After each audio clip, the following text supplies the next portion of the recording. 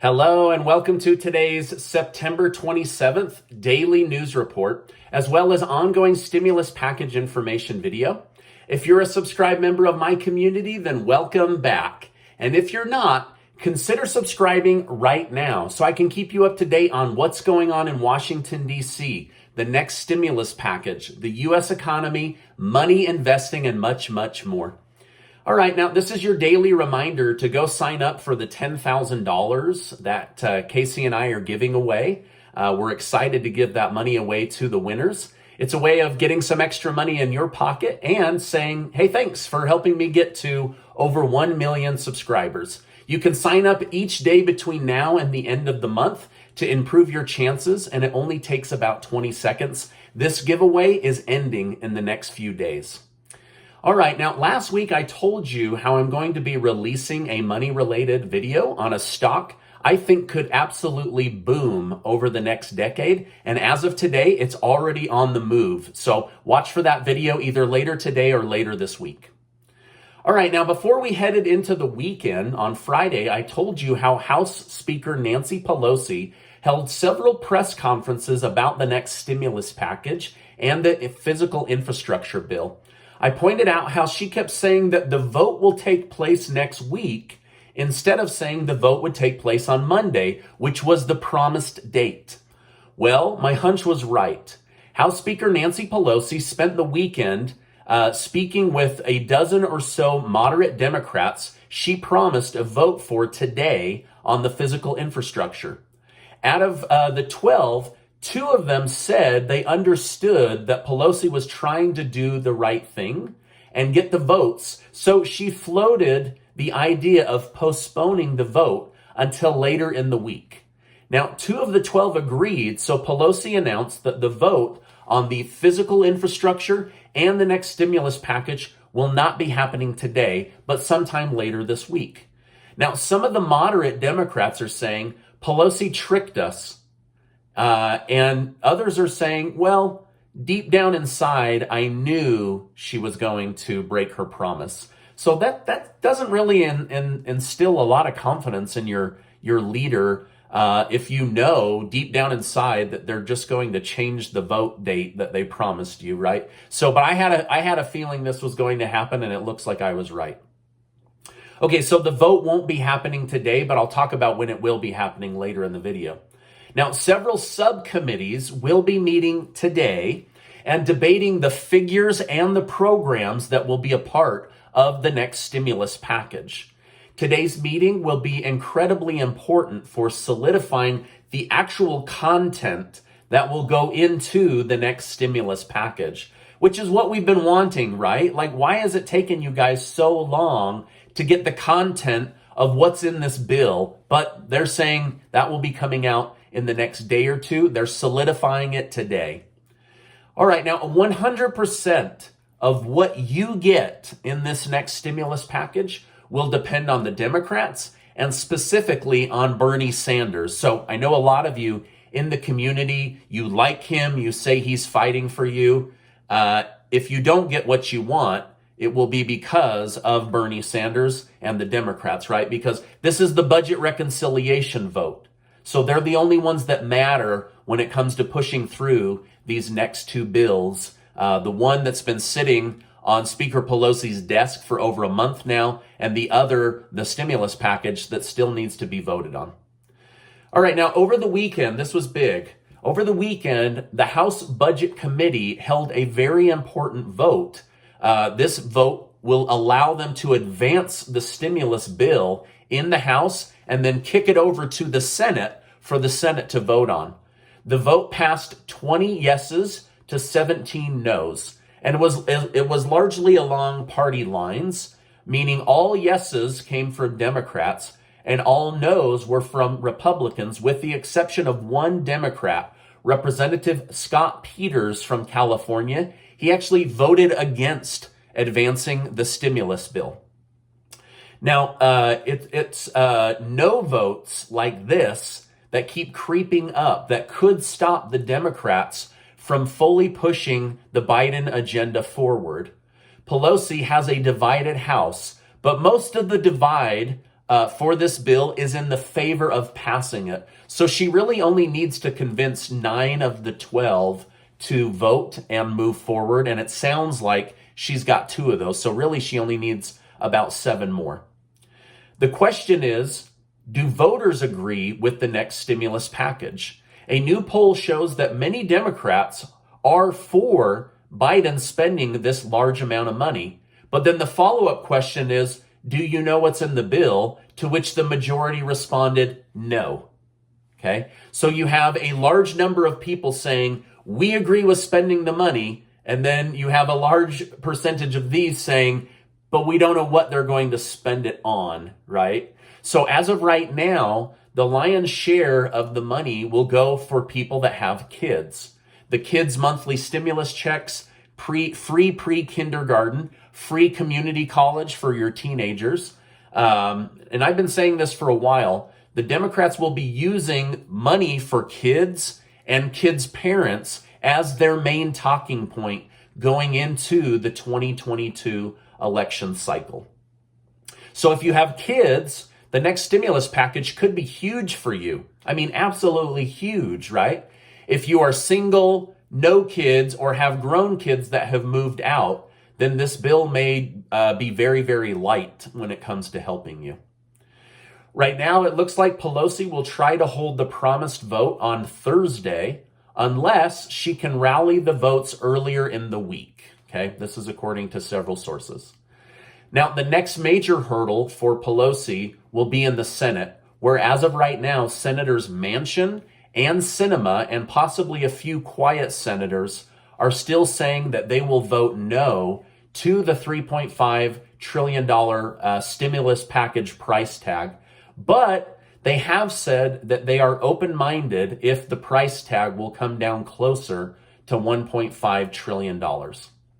However, Nancy Pelosi, House Speaker Nancy Pelosi, guaranteed she will get these 2 bills passed, and she will get them passed this week. Okay, that's according to her. That's a direct quote.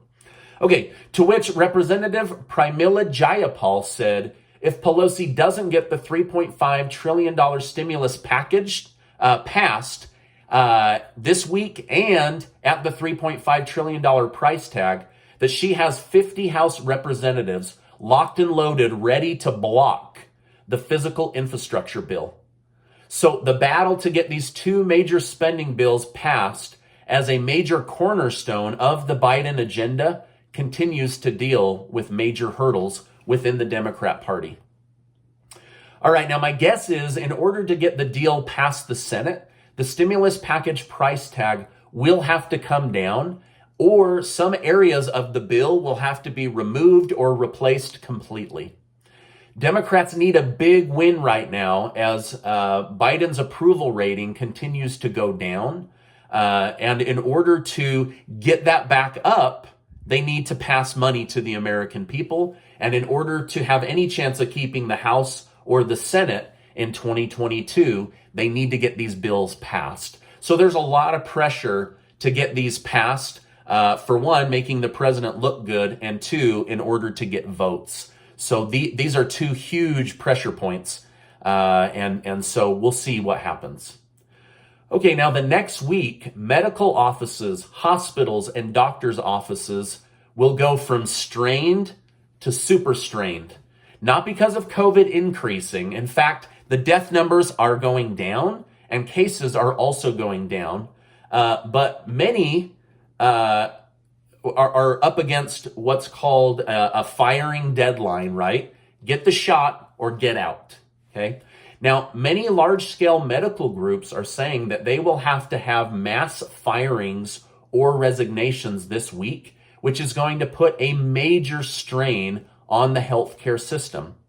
The governor of New York said she refuses to bend on forcing the vaccine on people and will bring medical people in from other nations or call in the National Guard before she'll ever break on the vaccine mandates.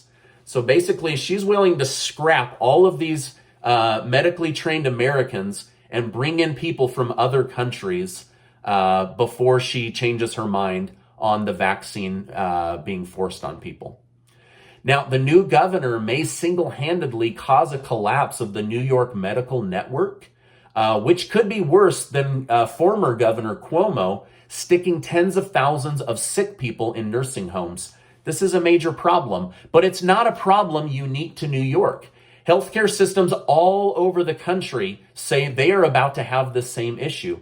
Same thing goes for police units and firefighter units all over the country saying, my body, my choice on whether to get this vaccine or not.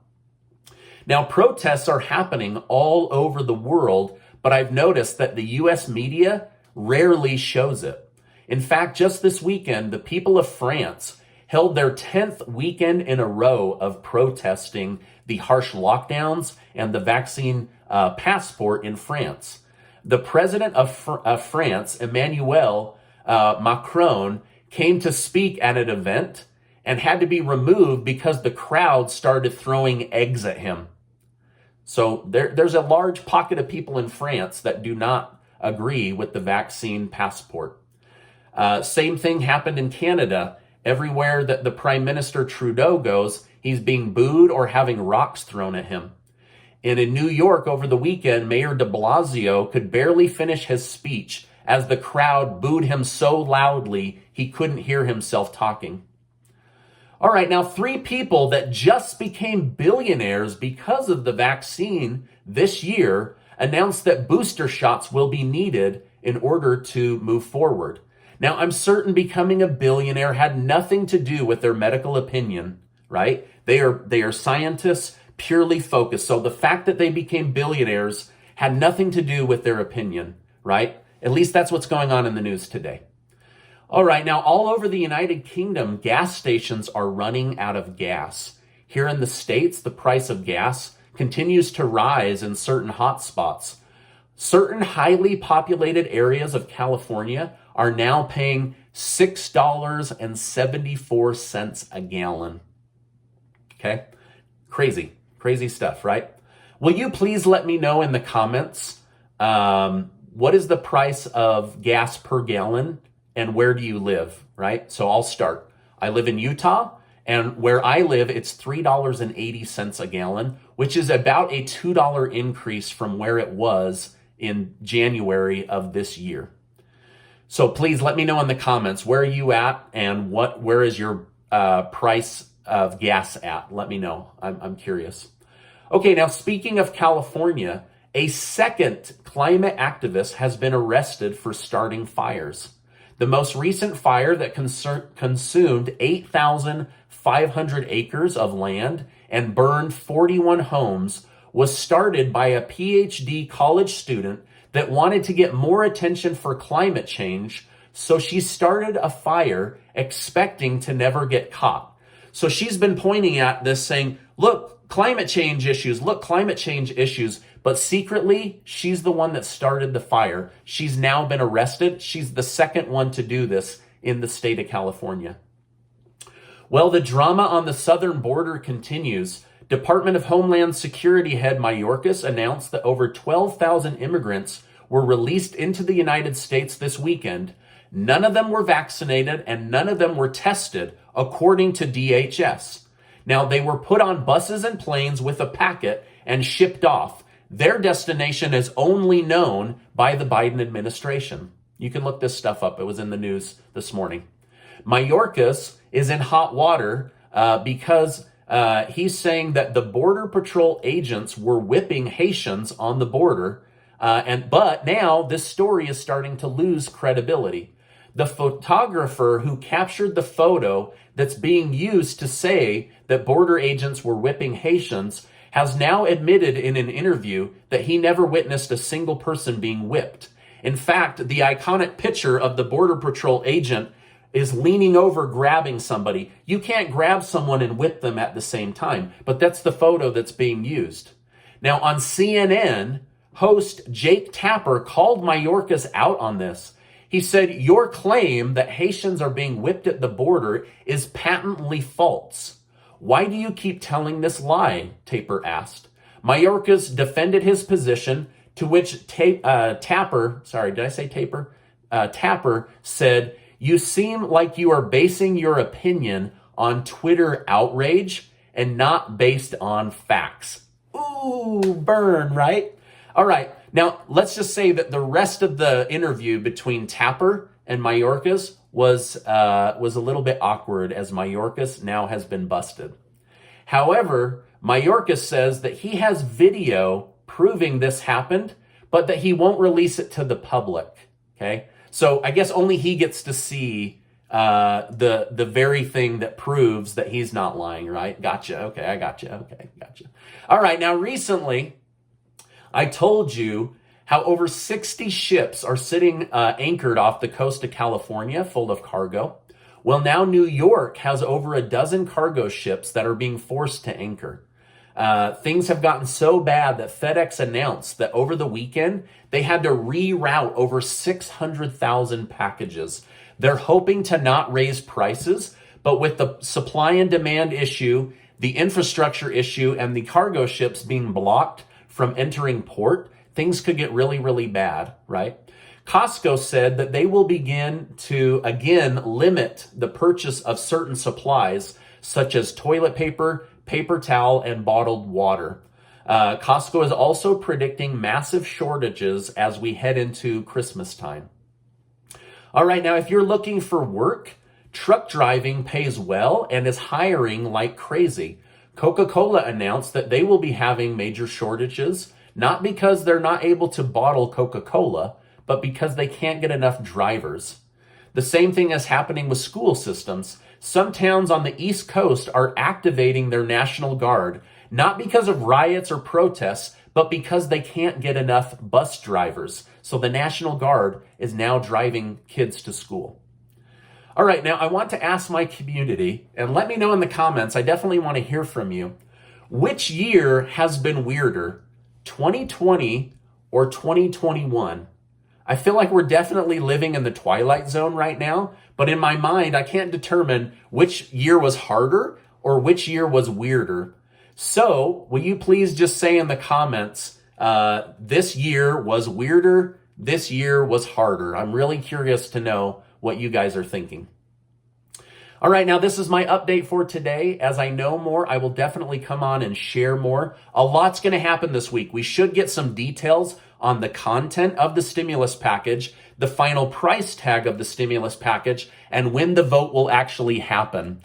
I don't know if they're even going to get it done this week. There's a lot of fighting going on between progressives and moderates, the House and the Senate.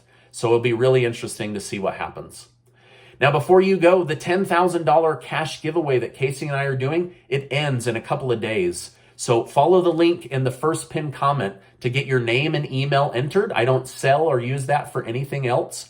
And I'm excited to give that money away. Also, keep an eye out for that money video that I promised to you either today or later this week. This stock that's under $1, I think could absolutely boom. And so you might be able to get in on the ground floor. Now, before you go, I just want to remind you that you are amazing. I appreciate you being in my community, and I'll see you on the next video.